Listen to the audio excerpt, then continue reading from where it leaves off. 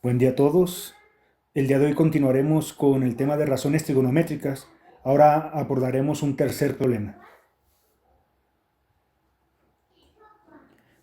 Antes de comenzar, pues vamos a repasar nuevamente las razones trigonométricas. En este caso, las básicas son seno, coseno y tangente.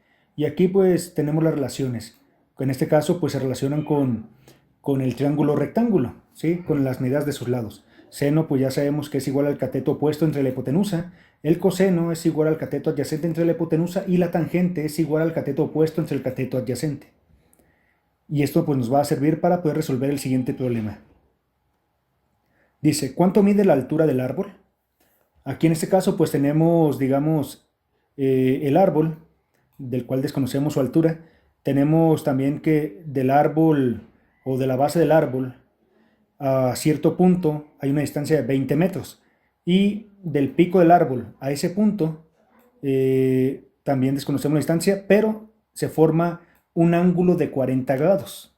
¿Sí? Entonces tenemos esa información. ¿Cómo vamos a resolver esto? Pues con las razones trigonométricas. ¿Sí? Ahí las tenemos, al lado izquierdo. Lo primero que hay que ver pues es lo que tenemos y qué nos piden. Pues para empezar tenemos estos 20 metros, que con respecto al ángulo, esto es el cateto adyacente, ya que este cateto está unido al ángulo.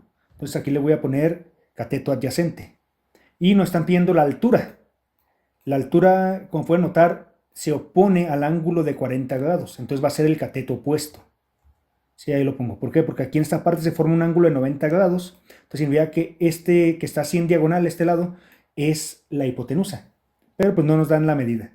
Entonces, con esto va a ser más que suficiente para poder calcularlo. Para esto, pues vamos a ver qué función trigonométrica o razón trigonométrica nos relaciona el cateto adyacente y el cateto opuesto. En este caso, pues es la tangente, cateto opuesto y cateto adyacente. Ahí lo tenemos. Entonces la seleccionamos, ahí está. Entonces esa es la fórmula que vamos a utilizar.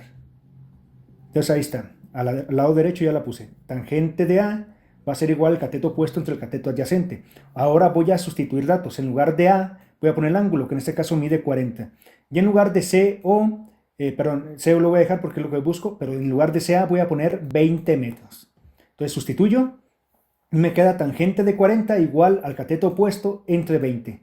Yo pregunto, ¿qué le estorba al cateto opuesto? Pues le estorba 20. ¿El 20 que estás haciendo? Dividiendo. Va a pasar multiplicando. Me va a quedar 20 veces la tangente de 40 igual al cateto opuesto. Para esto yo voy a calcular la tangente de 40. Y puede ser con la tabla o puede ser con calculadora. En ese caso lo voy a hacer con calculadora. Entonces aquí vamos a poner, en este caso, tangente, nos vamos a tan, ahí está, de 40. Cierro paréntesis, le doy igual. Y me sale 0.839.